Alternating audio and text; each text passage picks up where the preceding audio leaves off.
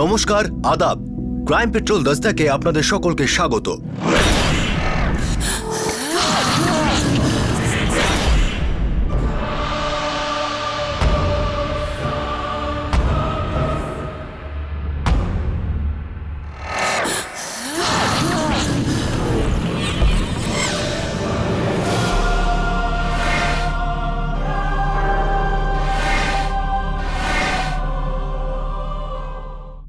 ঈশ্বরে বিশ্বাস, ধর্ম, জাতি এসব মানুষকে শক্তি দেয়, শান্তি দেয়। তবুও অসহায়তার জন্য অশিক্ষিত, গরিব ও শিক্ষিত মানুষ অন্ধবিশ্বাসের শিকার হয়। আর এই জন্যেই আমাদের দেশে ঠক সাধু আর তান্ত্রিকদের খামতি নেই। এই শয়তানেরা নিজেদের শিকারকে ভয় দেখিয়ে, ধমক দিয়ে সব রকমভাবে লুটে নেয়। 21 শতকেও অজ্ঞানতার এমন উদাহরণ পাওয়া যাবে যে বিশ্বাস করাও কঠিন হয়ে পড়বে। মানুষ কি আদতে এতটা বোকা হতে পারে? সে মিথ্যা আর ছলনার সংকেত শুনতে পায় না কেন? ফেব্রুয়ারি 2011, গ্রাম রামগড়, জেলা সাহারানপুর, উত্তরপ্রদেশ।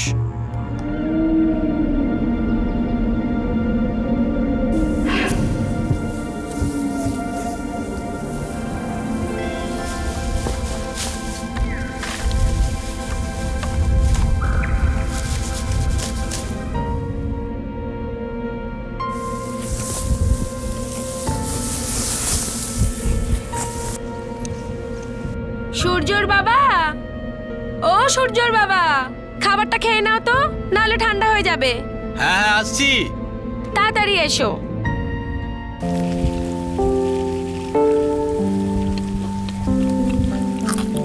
সূর্যর মা, এটা বলো, তোমার ছেলে পড়াশোনা করছে নাকি শুধু ঘুরে বেড়াচ্ছে? তোমারও তো ছেলে, তোমারও তো খোঁজ রাখা উচিত। তার মানে আজও স্কুলে যায়নি ও? না, যাইনি। কাজটা নিয়ে এদিকেই কোথাও ঘুরছে হয়তো। আসলে তোমারই তো ছেলে। একটা কথা বলবো, যাই হয়ে যাক না কেন, আমার সূর্য আমার মতো হবে না। আরে ও তো কাজটা টাজটা নিয়ে কাজ করবে না, ও তো খুব পড়বে, লিখবে, বড় মানুষ হবে, আমাদের জীবন বদলে দেবে, আর ও নিজের জীবনও বদলাবে। আমাদেরই ছেলে তো। আমার ছেলে? আমাদের ছেলে। আচ্ছা বাবা, ঠিক আছে, আমাদের ছেলে।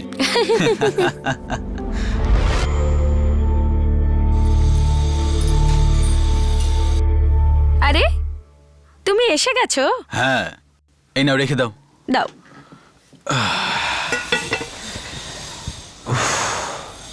সূর্য, এই নাও জল।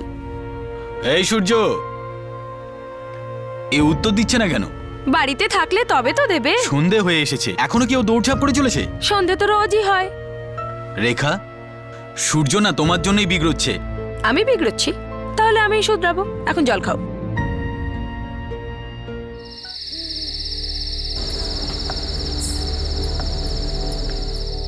পুরো গ্রাম খুঁজে এলাম, কোথাও নেই ও। ওর বন্ধুদের জিজ্ঞেস করেছো? আরে সবাইকে জিজ্ঞেস করে এসেছি, সারা দিন ধরে ও কারোর সঙ্গে ছিল না।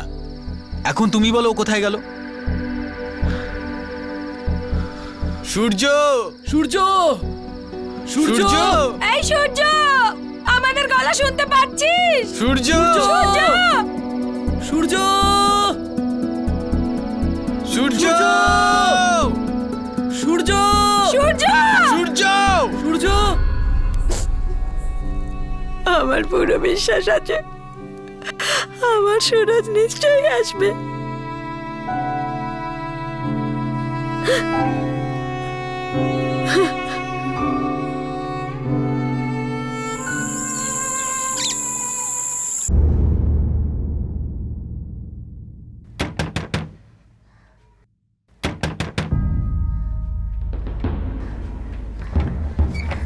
মনোহর দাদা, ওই আপনার সূর্য। সূর্য? সূর্য? কোথায় সূর্য? ও ও খেতে আছে, চলুন আসুন দাদা।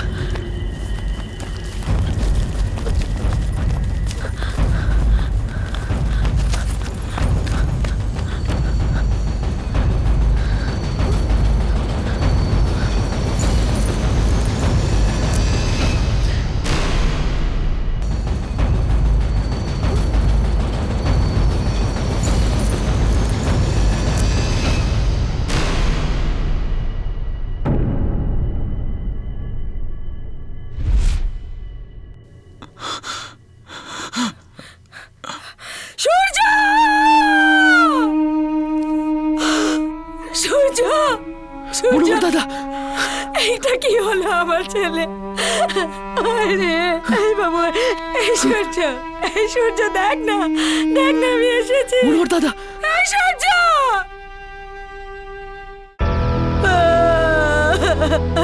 কোথায় গেলি রে আমাদের ছেলে? তুই কোথায় গেলি রে আমার সোনা?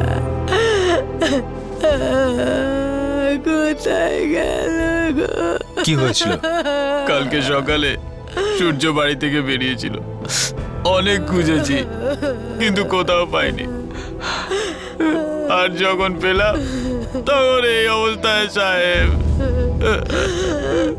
যখনই বাড়ি থেকে বেরিয়েছিল তখন আপনি কোথায় ছিলেন? সাহেব আমি খেতে ছিলাম। সূর্যর মা আমার স্ত্রী ও ঘরে ছিল হয়তো। বংশীলাল মেরে ফেলেছে, আমার ছেলেকে মেরে ফেলেছে। আমার সোনা। শুনুন, এই বাচ্চার লাশটা আমরা নিয়ে যাচ্ছি পোস্টমর্টেম, বোঝেন তো?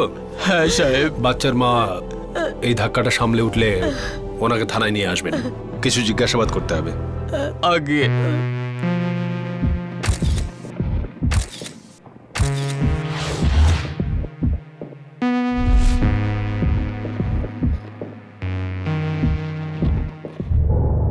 12 বছর বয়স ছিল সাহেব, বাচ্চাই ছিল, সারাদিন খেলাধুলো করে বেড়াতো।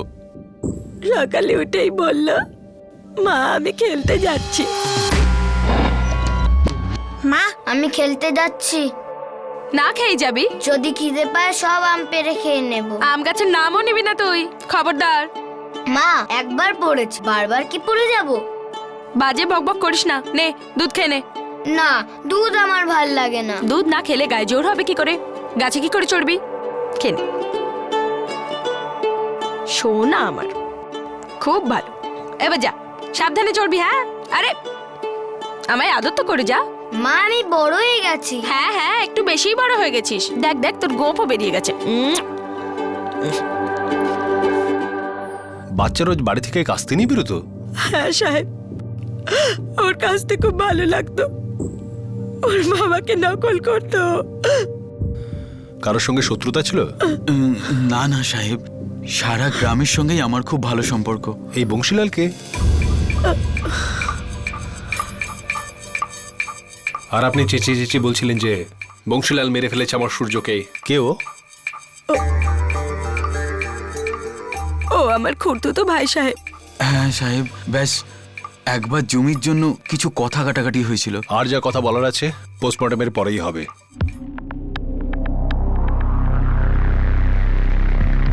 স্যার, এই বংশীলাল গ্রামের বর্ডারে থাকে। ওই দিন শোক সভাতেও আসেনি। ওকে বলো এখানে আসতে, নইলে ওর শোক সভা হবে। হ্যাঁ স্যার। আর হ্যাঁ, এই বাচ্চাটার বাবা মনোহরের উপর নজর রাখো। কোথায় যায়, কি করে, আমার সব রিপোর্ট চাই। ঠিক আছে স্যার। সব মিলিয়ে 12টা গভীর ক্ষত আছে শরীরে। ও 12 বছরের ছেলে ছিল ডক্টর। কোনো ছুরি বা কাস্তে? হ্যাঁ, কাস্তে দিয়ে আঘাত করা হয়েছে।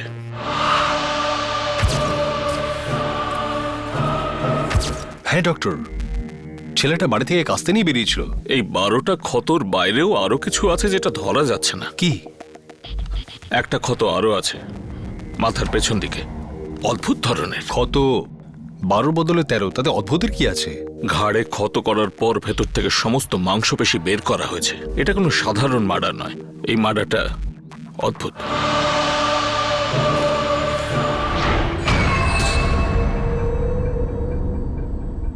পুলিশ বংশীলালকে জিজ্ঞাসাবাদ করতে পৌঁছয়। বংশীলাল হল রেখার খুড়তুতো ভাই। সূর্যর মৃত্যুর অভিযোগ রেখা বংশীলালের ওপর দিয়েছিল। স্যার, স্যার, ও বংশীলাল কিছুতেই থানায় যেতে চাইছে আরে না। গলা দড়ি বেঁধে টেনে নিয়ে যাটাকে। ওই চল। আসবো সাহেব, আসবো। ব্যাস শুধু এখন না, শুধু ঠিকাদারের কাছে ধান পৌঁছে দেই, নইলে বড় লোকসান হয়ে যাবে সাহেব। আচ্ছা, রেখার লোকসানের চেয়েও বেশি? বুঝলাম না। বুঝতে তো আমিও পারছি না। তোর খুড়তুতো বোনের ছেলের মার্ডার হয়ে গেল, আর তুই একবারের জন্য দেখতে এলি না? সাহেব আমি বাইরে ছিলাম, সাহারানপুর গিয়েছিলাম। যাকে খুশি জিজ্ঞেস করুন। আমি তোকে জিজ্ঞেস করছি, সোজাসুজি বল, রেখার ছেলেকে কেন মারলি তুই? কি? কি বলছেন সাহেব আপনি? রেখার সঙ্গে আমার বনে না সে তো প্রত্যেকেই জানে, কিন্তু বাচ্চার খুন না সাহেব, আমি এমনটা কখনোই করতে পারি না। তুই নিজে না করলেও কাউকে দিয়ে করেছিস নিশ্চয়। সাহেব, ওই বাচ্চাটাকে আমি খুব ভালোবাসতাম, আর মনোহরও খুব ভালো লোক। আমার শত্রুতা রেখার সঙ্গে ছিল, আর রেখার সঙ্গে শত্রুতা মেটানোর জন্য আমি ওই ছেলেটার খুন কেন করব সাহেব? তাছাড়া ওটা তো ওর নিজের সন্তান নয়। আমার শত্রুতা রেখার সঙ্গে ছিল, আর রেখার সঙ্গে শত্রুতা মেটানোর জন্য আমি ওই ছেলেটার খুন কেন করব সাহেব? তাছাড়া ওটা তো ওর নিজের সন্তান নয়। শুধু জন্ম দিলেই মা হওয়া যায় না সাহেব। মানছি আমি ওকে আমার দুধ খাওয়াইনি, কিন্তু আমার নিজের রক্ত জল করে মানুষ করেছি ওকে। আমার রক্তে জল করে মানুষ কারোর কি ক্ষমতা আছে যে বলবে সূর্য তোমার ছেলে ছিল না? আমি ভালো করেই জানি সবাই বংশীলালের কাজ সাজে। ওই মেরেছে সূর্যকে আমার উপর বদলা নেওয়ার জন্য। হ্যাঁ সাহেব, ওই বংশীলাল খুব জ্বালিয়েছে আমার মাসিকে। তুই কে? আমি শেখর সাহেব। শেখর কে? আমার বোনপো সাহারানপুরে থাকে। পুলিশের তদন্ত প্রতিটি পদক্ষেপে ইশারা করছিল যে এটা রাগ বা বদলা নেওয়ার ভাবনায় করা অপরাধ নয়, এটা অন্য কিছু ছিল। কিন্তু কি ছিল?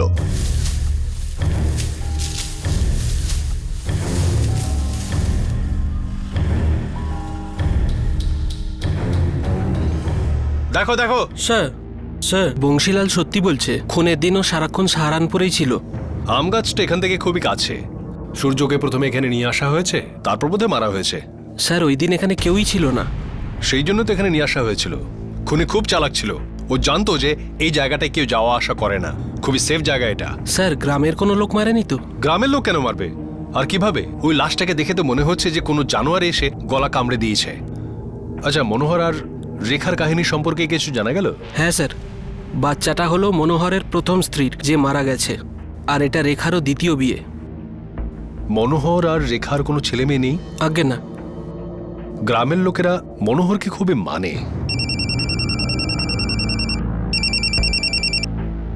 হ্যাঁ ডক্টর। এই যে সূর্যর মার্ডার হয়েছে। হ্যাঁ হ্যাঁ হ্যাঁ হ্যাঁ ডক্টর, আর কিছু বোঝা গেল? হ্যাঁ, ও বটে নাও বটে। আপনি আসুন এখানে, এক্ষুনি আসুন। হ্যাঁ আমি আসছি।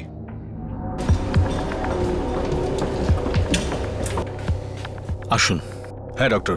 যেমনটা আমি বলেছিলাম, এটা সাধারণ মার্ডার নয়।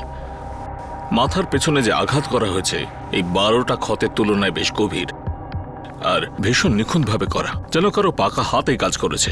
আমার তো এটাকে দেখে কোনো তান্ত্রিকের কাজ বলে মনে হচ্ছে স্যার। হতেও পারে।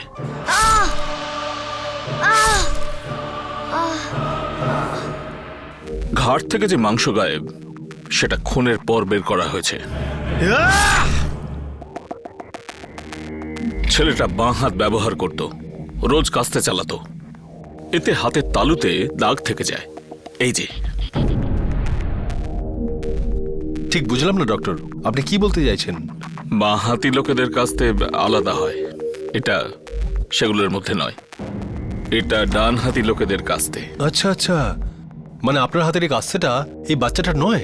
এই কাস্তেটা দিয়েই খুন করা হয়েছে। ও, খুন পুরো প্ল্যানিং করে করা হয়েছে। এ দেখুন, মাংস গায়েব। নরবলি।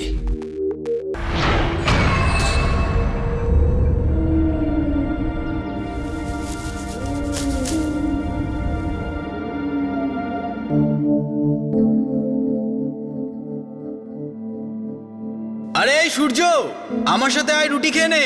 খিদে নেই বাবা, পরে খেয়ে নেব। রুটি গলা দিয়ে নামছে না সূর্যর মা। যদি তুমি যদি এরকম দুর্বল হয়ে পড়ো তো কি করে চলবে? আমি ওর আওয়াজ শুনতে পাই, মনে হয় যেন ও আমাকে ডাকছে।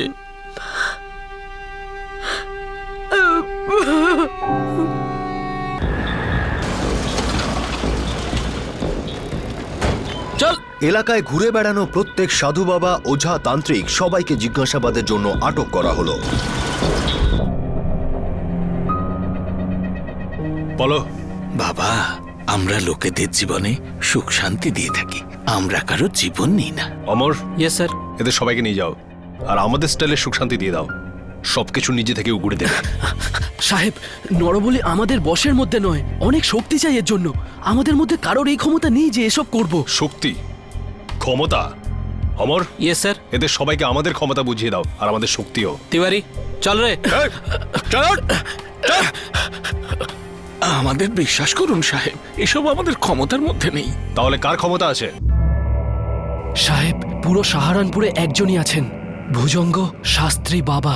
বল কোথায় পাবো তাকে, বল। বল।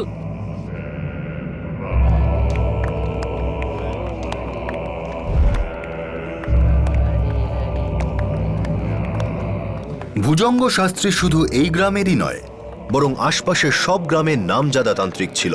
এমনটা বলা হতো যে ওর কাছে সব ধরনের রোগের ওষুধ রয়েছে।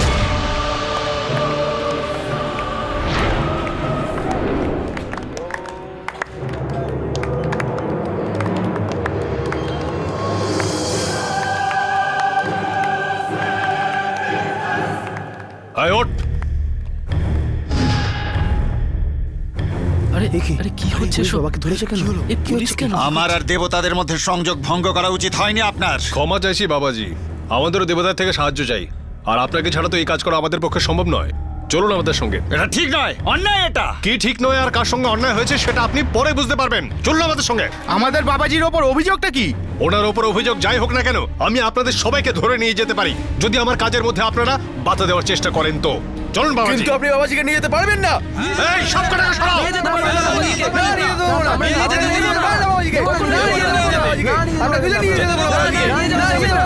আপনি নিয়ে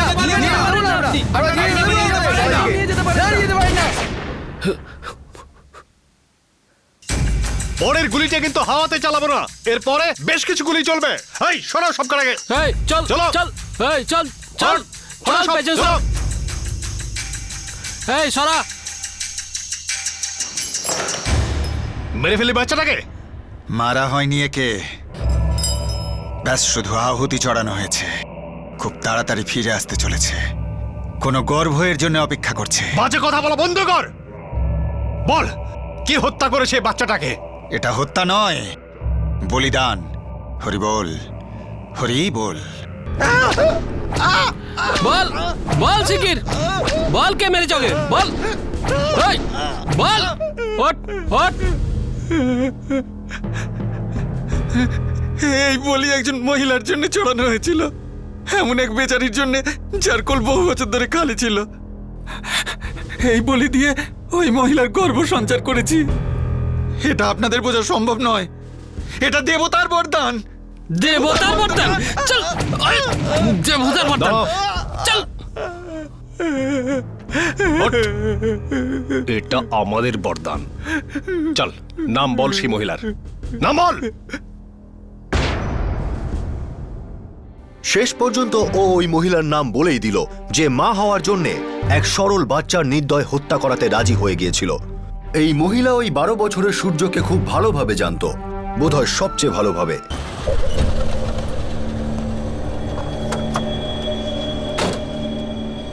সূর্যর মা জানতে পারা গেছে। কি জানতে পারা গেছে সাহেব? সেটাই যেটা আপনি আর আপনার স্বামী জানার জন্য ছটফট করছিলেন। সূর্যর হত্যাকারী কে জানা গেছে। কবে?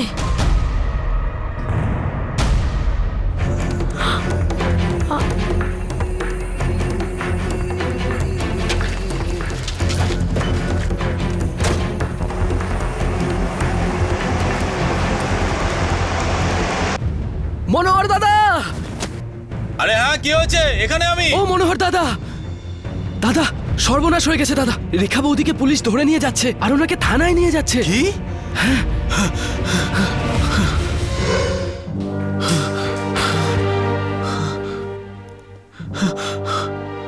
ইন্সপেক্টর সাহেব, এসব কি হচ্ছে? আমার স্ত্রীকে কেন ধরে এনেছেন? সেটা তোমার স্ত্রী বলবেন। কি করে উনি তোমার ঘর বরবাদ করেছেন, কি করে তোমার ছেলে সূর্যকে হত্যা করিয়েছেন, বলুন রেখা দেবী, বলুন। যখন আমি ওকে বিয়ে করতে রাজি হই, তখন আমি জানতাম যে এর প্রথম পক্ষের একটা ছেলে আছে, আর আমার প্রথম বিয়ের কোনো বাচ্চা নেই। আমার স্ত্রী 6 মাস আগেই মারা গেছে। অসুস্থ ছিল, 8 মাসের একটা বাচ্চা রেখে গেছে। যদি রেখার ওই বাচ্চার মা হতে কোনো আপত্তি না থাকে তাহলে আমারও এই বিয়েতে কোনো আপত্তি নেই। আমারও কোনো আপত্তি নেই। রেখা একজন ভালো স্ত্রী আর একজন ভালো মা প্রমাণিত হলো। মনোহরের সংসার খুশিতে ভরে গেল। সূর্য আমাদের ছেলে ছিল, কিন্তু আমি নিজের বাচ্চা চাইতাম, একদম নিজের। ও মা গো!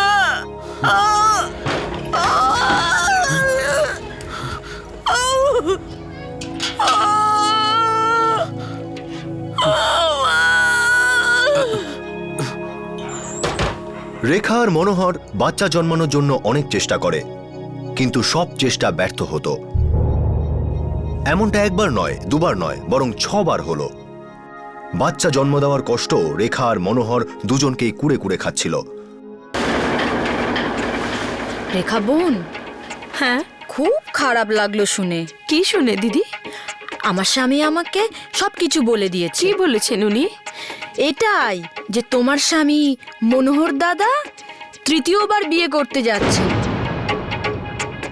আসলে কি, উনি দ্বিতীয় বাচ্চা চান, আর তুমি তো ওকে বাচ্চা দিতে পারবে না। আরে সূর্য, এখানে আয়, আমার সাথে রুটি খেয়ে নে। খিদে নেই বাবা, পরে খেয়ে নেব। যখন দেখো শুধু খেলা। যখন থেকে রেখা বিয়ে সংক্রান্ত খবরটা শুনেছিল, ও খুব উদাস আর চিন্তায় থাকত। ও নিজের মধ্যে কিছু খামতি অনুভব করত। কোনো দ্বিতীয় মহিলা এসে ওর জায়গা নেবে, এটা ভেবেই ওর জীবন অতিষ্ঠ হয়ে উঠেছিল। আমি আমার স্বামীকে হারাতে চাইনি, ওকে খুশি রাখতে চেয়েছিলাম, ওকে বাচ্চা দিতে চাইছিলাম, আমাদের নিজেদের বাচ্চা, আমার পেটে জন্মানো বাচ্চা। মাসির অবস্থা আমি দেখতে পারছিলাম না, আমি ওনাকে সাহায্য করতে চেয়েছিলাম। আরে চোখের মাথা খেয়েছিস নাকি? দেখতে পাচ্ছিস না আমি এখানে কাজ করছি? বাইরে যা, বাইরে যা।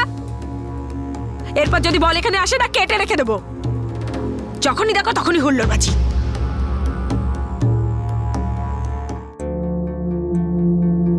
কি হয়েছেটা কি মাসি? তুমি আগে তেমন খিটখিটে ছিলে না। কিছু না, তুই যা, জ্বালাস না আমায়।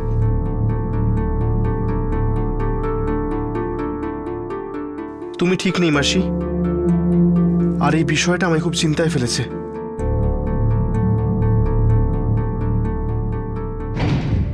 আমি চাইতাম যে মাসির নিজের বাচ্চা হোক। বাবা চমৎকারী ছিলেন, আমি ভেবেছিলাম বাবাই মাসির দুঃখ দূর করবেন। উপায় একটাই, আর খুব সহজ। কি উপায় বাবা? আমি সবকিছু করতে রাজি আছি। দেবতা বলেছেন মহিলার গর্ভ সঞ্চার করতে হলে আগে আমাকে খুশি করো। বুঝতে পারলাম না বাবা। বাচ্চার বদলে বাচ্চা। কি? দেবতার কাছে একজন বাচ্চার বলি চড়াতে হবে, উনি তোমার কোল ভরে দেবেন। এ আপনি কি বলছেন? আমি কোনো বাচ্চাকে প্রাণে মারতে পারবো না। না, আমি এই পাপ করতে পারবো না। সৎ, তাই না?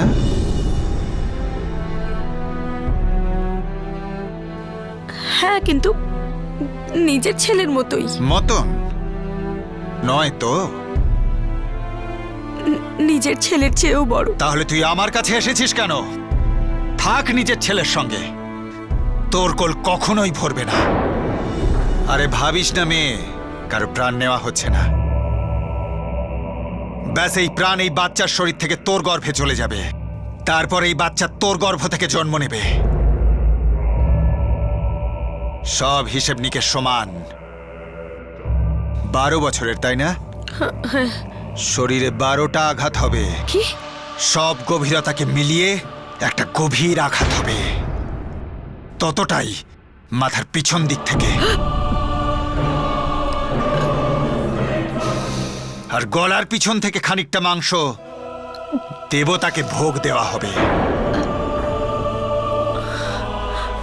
3 মাস বাদে বাচ্চা তোর গর্ভে প্রবেশ করবে। জয় হোক, জয় হোক। হরি বল। এটা কি করলে রেখা? আমাদের সূর্যকেই মেরে ফেললে। এত সাংঘাতিক ভাবে খেটে খেটে টুকরো করে দিলে ওকে। আমি বাঁচা নই, আমি তোমাকে আর অন্য কারোর হতে দেখতে পারবো না, কখনো না।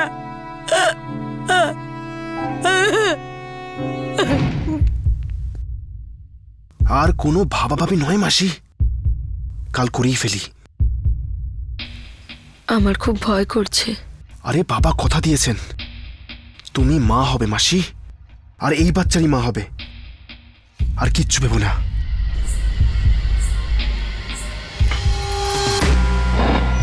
কোথাকার আম গাছ মা? আরে ওইখানে, ওই যে ক্ষেত আছে না, যেখানে কেউ কাজ করে না, সবার ক্ষেত শেষ, ওখানে। ওইখানে? ওখানে একটা বড় আম গাছ আছে, ওতে অনেক কাঁচা আম হয়েছে। মা, হ্যাঁ? আমার ওখানে যেতে একটু ভয় করে। ভয় লাগে? দুধ খা। আমার সোনা ছেলে ভয়ও পায়। আরে বাবার মতো হবি না তুই? নিশ্চয়ই হব। আমি এক্ষুনি যাচ্ছি আর তোমার জন্য আম নিয়ে আসছি। যা। মা, ওই আম দিয়ে আমার জন্য আমের আচার বানাবে তো? নিশ্চয়ই বানাবো বাবা, তাড়াতাড়ি গিয়ে কাঁচা আমগুলো নিয়ে আয়।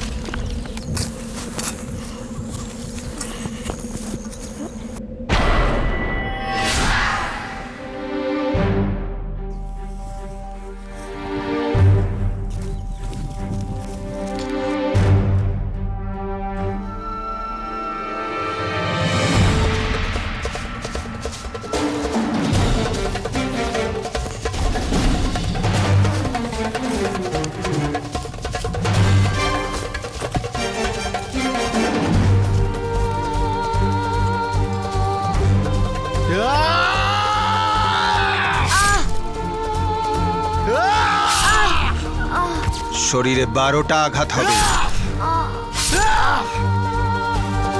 সব গভীরতাকে মিলিয়ে একটা গভীর আঘাত হবে। আর গলার পিছন থেকে খানিকটা মাংস দেবতাকে ভোগ দেওয়া হবে।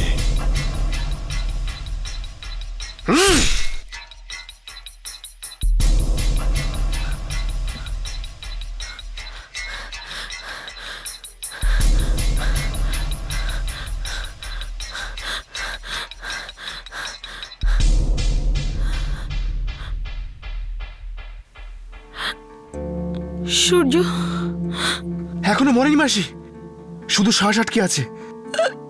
শরীর থেকে খানিকটা মাংস বার করতে হবে, ব্যাস। তুমি ভয় পেও না, আমাদের সূর্য তো বাবার কাছে আছে।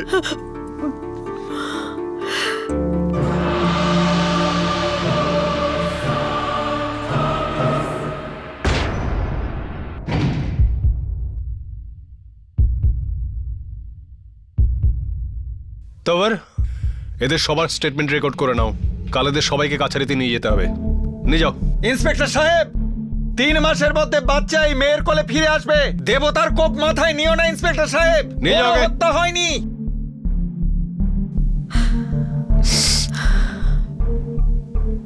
একটা মহিলা কি বলল আর তুমি সেটাই সত্যি মেনে নিলে? কি করে রেখা, কি করে? একবার তো আমাকে জিজ্ঞেস করতে পারতে।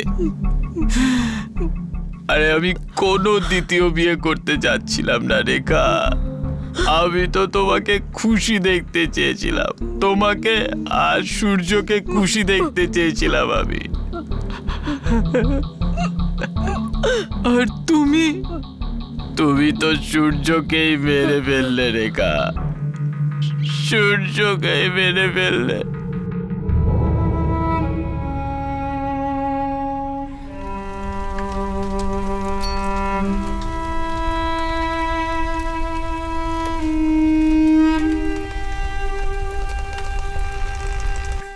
বাচ্চা না হওয়ার হতাশা রেখাকে খিটখিটে করে তুলেছিল, আর এটা ওর স্বামী মনোহরের কাছে একটা সংকেত ছিল। যদি মনোহর রেখাকে নিজের ভালোবাসার প্রমাণ দিত তাহলে হয়তো এই অপরাধ হতোই না। দ্বিতীয় সংকেত ছিল নরবলির পরামর্শ, যা রেখা বুঝতে পারেনি। সে শুধুমাত্র নিজের হবু বাচ্চার কান্না শুনতে পাচ্ছিল। ওর চোখে অন্ধবিশ্বাসের কালো কাপড় বাঁধা ছিল। ক্রাইম পেট্রোল দস্তকের মঞ্চ থেকে আমরা প্রত্যেক দর্শকের কাছে অনুরোধ করছি যে অন্ধবিশ্বাসের হাতে বলি হবেন না। প্রত্যেক অপরাধ সংকেত দেয়, ভালো করে শুনবেন, প্রাণ বাঁচতে পারে। আবার দেখা হবে। জয় হিন্দ।